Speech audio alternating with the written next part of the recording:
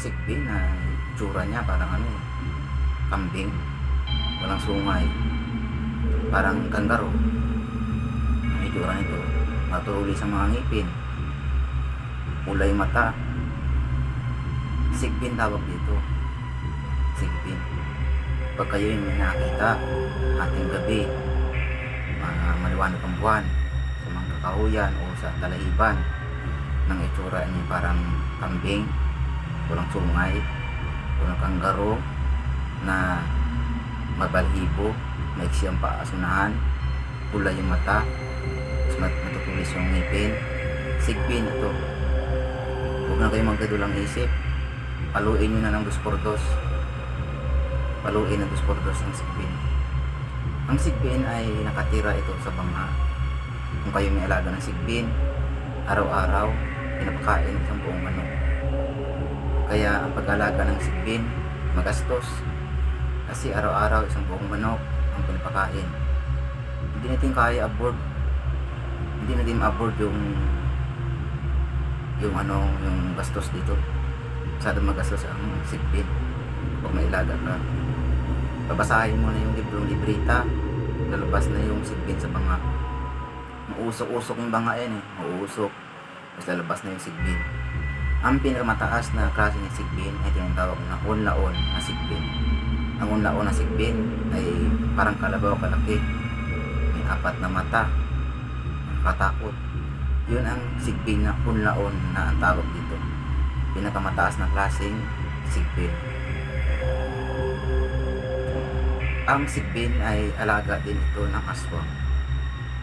Kaya ang aswang may alaga din ng sigbin. Kaya mayroon pang time na ang bihira mangyari ito.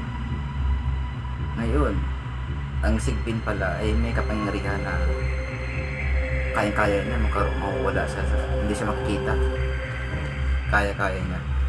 Yung tinatawag natin na kapangyarihang invisible, na hindi makikita ang sigbin. Invisible. Kapag walang atake nito, yung mga manok ninyo, pansin ninyo, o mga kambing ninyo, nakakamatay, yung poultryhan ng mga manukan, ito ay gawa ng sigbin. Inaatake nila yung mga manukan, mga poultry, gawain ito ng sigbin. Sila may kagagawa nito. Mga paborito ng sigbin ang dinuguan. Yung buntot ay ginagamit din pang depensa ang buntot. At saka yung sigbin, pagpaglakad ito, paatras na nakad nito eh. Sa alipaon, paabante, paatras siya. Paatras siya. Kaya nagkataka tayo, bakit paano niya makita yung daanan sa likod kung paatras at maglakad? Kaya ibang klaseng elemento itong sigbin. Kaya kung may makita kayo, kung magala-gala dyan sa mga kahuyan, sa mga talaiban, dyan nakatira yun sa talaiban, na ganyan ang itsura, wala kong pag may madalang isip,